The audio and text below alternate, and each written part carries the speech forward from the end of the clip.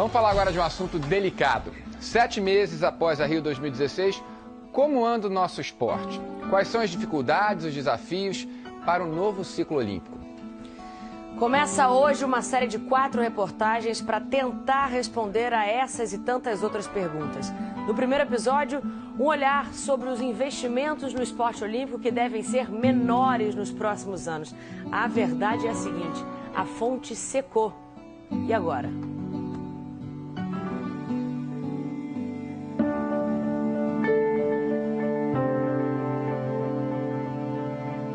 Tem algo de errado, de muito errado. As imagens da festa, daquela alegria, não combinam com essa melancolia. Hoje parece tudo tão distante. De uma época em que pousaram discos voadores, naves vindas de um planeta próspero, opulento e que podia se dar ao luxo de dar festões e convidar todo mundo. O Brasil se apresentou para o planeta como uma porta-bandeira em vestido de gala. Porque a nossa maior festa, o Carnaval do Rio, é uma perfeita imagem da diferença. Nossa exuberância e animação são reais. Já as fantasias luxuosas e os carros alegóricos são de um mundo de fantasia. O dourado é tinta, não é ouro. Mas essas não. Medalhas de metais preciosos custaram muito dinheiro para serem ganhas. E como está o Brasil de dinheiro? A resposta está pelas ruas, na angústia e agonia de quase 13 milhões de desempregados. E entre eles, muitos atletas, muita gente ligada ao esporte. O Esporte Espetacular entrevistou 30 pessoas das mais diversas áreas e preparou 4 reportagens para contribuir para um debate urgente. Depois de sediar um Pan-Americano, uma Olimpíada e uma Paralimpíada, depois de 15 anos de visibilidade e fartura, depois de tanto dinheiro despejado no esporte, a fonte secou. E agora?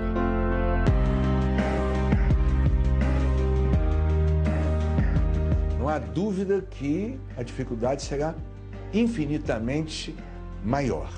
A minha maior decepção, se eu posso dizer, depois dos Jogos Olímpicos, é não ter a estrutura que me auxilia a ter bom resultado. A gente também tem que criar menos dependência do dinheiro público. Esse legado está sendo muito ruim. Quer dizer, não foi trabalhado esse legado. Então nós estamos iniciando um ciclo olímpico, na verdade, com a menor expectativa de recursos que a gente tem da história. Talvez uma das faces mais cruéis de toda essa crise sejam as portas fechadas dessas estruturas caríssimas, onde falta dinheiro para manutenção. Para o brasileiro que vem aqui e que vê tudo isso, a sensação é como ter uma Ferrari e não ter dinheiro para gasolina. Mas não é no Rio que se joga esse jogo. Quando se fala em dinheiro para abastecer tudo isso, o poder de verdade não está, nem nunca esteve aqui. Futebol à parte, o dinheiro que sustenta o esporte no Brasil vem daqui, da capital federal. E quem paga é você, o contribuinte. O esporte brasileiro ele é financiado basicamente pelo poder público. Os dados mostram que 94% dos recursos investidos nos últimos anos no esporte de alto rendimento provém do governo federal. E uma pequena parcela dos governos dos estados e dos municípios. E apenas algo próximo a 2% vem sendo aplicado pela iniciativa privada. No total, 98% de dinheiro público. E de onde vem tanto dinheiro para sustentar todas essas entidades? COB, confederações, clubes, atletas? Imagine 6 torneiras, meia dúzia de fontes de financiamento, todas públicas. A primeira e a maior delas é a da lei Agnello Piva, que dedica 3,2% da renda das loterias federais, divididos entre o COB, o Comitê Paralímpico e a Confederação Brasileira dos Clubes. Volume de dinheiro que tem diminuído nos últimos anos, porque por conta da crise, as pessoas estão jogando menos na loteria. A segunda torneira é a Lei de Incentivo ao Esporte, onde o imposto de renda das empresas pode ser direcionado diretamente para projetos esportivos. Tem também a Bolsa Atleta e a Bolsa Pódio, que ajudam atletas de elite ou que têm boa chance de chegar a esse nível. A quarta torneira são os convênios acertados diretamente com o Ministério do Esporte. A quinta é uma das mais importantes, com patrocínio de empresas estatais, como os Correios, a Caixa Econômica Federal, o Banco do Brasil, a Petrobras, a Infraero, o BNDES e a Eletrobras. A sexta e última torneira são as Forças Armadas, e se pôde ver nos vários pódios atletas que retribuíram com uma continência esse apoio financeiro. O TCU anunciou a soma de gastos públicos entre 2010 e 2014. São quase 9 bilhões de reais em 5 anos. Os dados de 2015 e 2016 ainda não foram divulgados, mas foram anos em que os gastos aumentaram por causa da Olimpíada.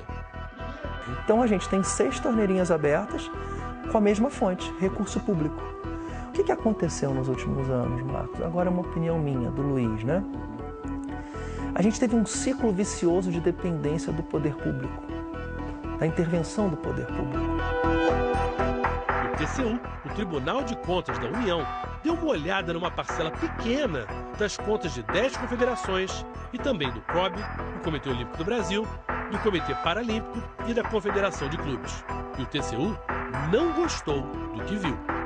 Como são recursos públicos, é muito importante que eles sejam geridos com transparência, que seja possível avaliar em que foram gastos, com quem foram gastos, que preço foi pago por determinado serviço, de quem se comprou, como é que se selecionou o fornecedor, o prestador de serviço. São verificações básicas que é importante que a sociedade saiba como está sendo gerido o seu recurso. E na prática, a gente vislumbrou, a gente constatou que em muitas das entidades essa verificação não é possível ou, quando possível, revela problemas sérios. Há muitos indícios de direcionamento das contratações e de fraude aos processos de contratação. E isso é muito crítico, isso viola de morte um dos princípios fundamentais da gestão dos recursos públicos. O relatório do TCU é apenas a ponta de um iceberg de gastos que eles querem que sejam explicados tintim por tintim. Muita gente vai começar a suar e não serão os atletas. Prestação de contas, pelo menos do que nós temos, elas são feitas. Quando não são, tem os problemas que foram apontados, seja pelo TCU, seja vão à Justiça, que algumas têm, ou então outras são punidas pelas federações internacionais. Então, você vai conviver com isso e nós estamos preocupados, estamos trabalhando com isso. Passados o PAN, a Olimpíada e a Paralimpíada, o Brasil não tem mais nenhum grande evento esportivo na agenda. Então, naturalmente, o Ministério do Esporte foi para o fim da fila de prioridades do governo federal e passou a ter 1/3 da importância, em termos de orçamento, do que teve nos últimos 10 anos. Se a ajuda do governo ao esporte era assim como uma espécie de hormônio de crescimento, ele acabou virando uma droga e criando uma total dependência. Um alimento que, em vez de fortalecer, engordou. E agora todo mundo vai ter que fazer regime. Para alguns atletas, para algumas confederações, essa adaptação a tempos de vacas magras está sendo dolorosa. Um exemplo é a da nadadora Poliana Okimoto, medalha de bronze na maratona aquática, única medalha da Confederação de Desportos Aquáticos nos Jogos do Rio. A gente se doa e a gente passa muito tempo da nossa vida tentando um objetivo, né? E quando o objetivo vem, a gente acha que vai ter um retorno disso. E, na verdade, no meu caso, para essa Olimpíada foi o contrário, né? Eu perdi patrocínio, perdi apoio. O atleta não é feito sozinho e não é feito de um dia para o outro. Eu tinha uma série de profissionais trabalhando junto comigo no meu dia a dia. Nutricionista, psicóloga, massoterapeuta, fisioterapeuta, além do meu técnico e meu preparador físico. E eu não consigo pagar todo mundo do meu bolso. Outras confederações têm problemas similares, porque o fluxo de dinheiro dessas 6 torneiras que financiam o esporte muitas vezes converge para um ralo chamado má gestão. Um estudo feito por várias universidades internacionais analisou o desempenho de entidades que ajudam a desenvolver o esporte. 15 países participaram e o Brasil ficou no grupo dos 5 que mais gastavam, junto com Austrália, França, Japão, Coreia do Sul, todos países bem mais ricos. Mas é claro, existe uma grande diferença entre gastar e gastar bem. Nesse estudo foram analisados 9 critérios de gestão esportiva e o Brasil foi o pior. Ficou em último lugar na avaliação geral. Não tem faltado recurso para o esporte de alto rendimento se nós compararmos com nações como a Austrália, como França, como Espanha e outros que participaram do estudo. Ao mesmo tempo, os resultados obtidos pelo Brasil com esse aporte têm se revelado muito aquém do esperado, dado o nível de investimento que é feito. Em conclusão, o Brasil é um dos mais ineficientes na aplicação dos seus recursos nessa área. O esporte espetacular obteve informações de 24 confederações. As de levantamento de peso, esgrima e ciclismo não nos responderam. E as de tênis e boxe não quiseram participar da reportagem. Perda de recursos públicos, de patrocinadores, redução de funcionários, mudança de planos por falta de dinheiro eram as questões. A resposta simples é que a grande maioria encolheu. Apertar o cinto é a ordem geral. Mas empresas privadas, que como já mostramos, contribuem apenas com 2% do total gasto no esporte brasileiro, futebol à parte, nunca se mostraram muito entusiasmadas. O basquete é o pior exemplo de uma confederação sem credibilidade, afogada em dívidas, a ponto de ser suspensa pela Federação Internacional. Se eu sou uma empresa, eu vou colocar dinheiro ali? Eu não.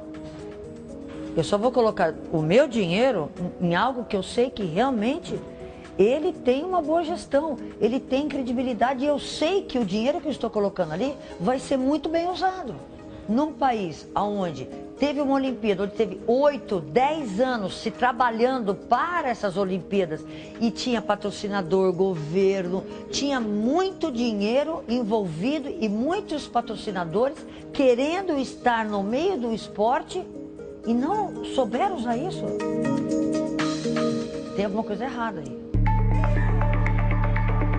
Esse é um momento crucial e dramático para o nosso esporte.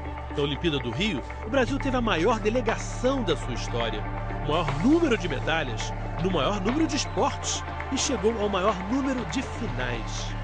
A nossa crise econômica agora também é igualmente proporcional.